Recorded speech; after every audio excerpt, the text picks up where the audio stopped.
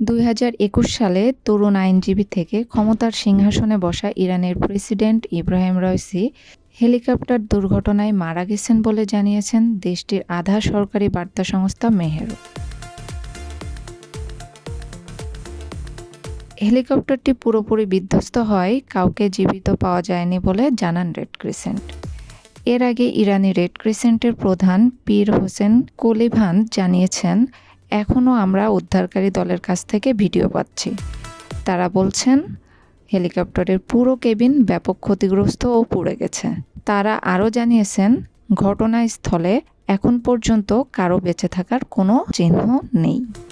এর আগে ইরানের প্রেসিডেন্ট ইব্রাহিম রাইসিকে বহনকারী হেলিকপ্টার দুর্ঘটনার কবলে পড়ার বেশ লম্বা সময় পর অবশেষে উদ্ধারকারীরা রাইসির হেলিকপ্টার খুঁজে পান।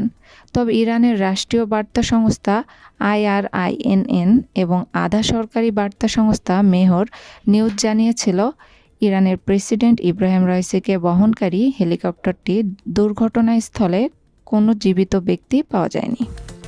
ইরানের প্রেসিডেন্ট ইব্রাহিম রাইসিকে নিয়ে দুর্ঘটনার কবলে পড়া হেলিকপ্টারটিতে দেশটির আরও কয়েকজন কর্মকর্তা ছিলেন বলে জানা গেছে।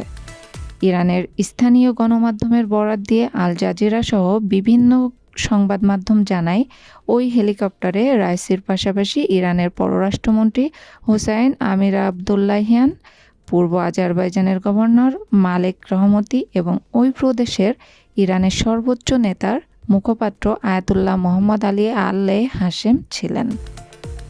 এর আগে রোববার বিকেলে ইরানের পূর্ব আজারবাইজান প্রদেশের পাহাড়ি এলাকায় বিধ্বস্ত হয় প্রেসিডেন্ট রাইসি এবং পররাষ্ট্রমন্ত্রী আবদুল্লাহিয়ানকে বহনকারী হেলিকপ্টারটি। আজারবাইজান সীমান্তবর্তী এলাকায় একটি বাঁধ উদ্বোধন করে ফিরছিলেন রাইসি। এদিকে বিধ্বস্তের খবর প্রকাশের পরপরই কান্নার রোল পড়ে যায় ইরান জুড়ে। মসজিদ থেকে শুরু করে রাস্তা সব জায়গায় বিশেষ দোয়া করা হয়। রাইসির জন্য প্রার্থনা করতে নাগরিকদের প্রতি আহ্বান জানান সর্বোচ্চ ধর্মীয় নেতা আয়াতুল্লাহ আলী খামেনি। একই সঙ্গে জনগণকে উদ্বিগ্ন না হওয়ার আহ্বান জানিয়ে তিনি বলেন, এ ঘটনায় রাষ্ট্রীয় কর্মকাণ্ডে কোনো বিঘ্ন ঘটবে না। ইরানের প্রেসিডেন্ট ইব্রাহিম রাইসিকে বহনকারী হেলিকপ্টার বিধ্বস্ত হওয়ার খবরে দুঃখ প্রকাশ করেছেন রাশিয়ার প্রেসিডেন্ট ভ্লাদিমির পুতিন। এ ঘটনায় দেশটিকে সব ধরনের সাহায্যের আশ্বাসও দিয়েছেন তিনি।